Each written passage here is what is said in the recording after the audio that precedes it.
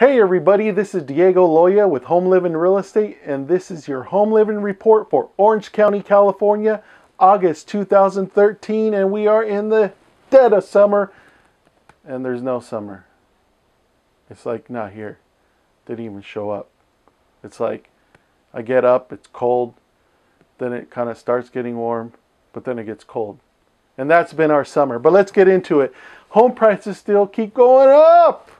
22% compared to last year, and it's still up from last month. And total homes for sale, they've been pretty much flat compared to last month at 49%, but they're still up 49% from last year.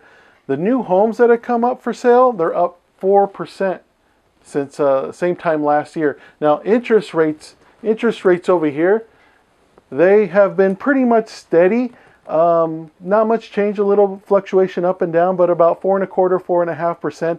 And homes that actually sold and closed escrow, new buyers moved in, everybody's jumping up and down, hooray, only up about 0.5%. Bottom line is, home prices are still going way up because inventory is way down. And so I told you guys over and over and over, if you are thinking of selling, it's the time to do it now. I don't know what else to tell you. It's time to sell now. This is your home living report for Orange County, California. I look forward to seeing you.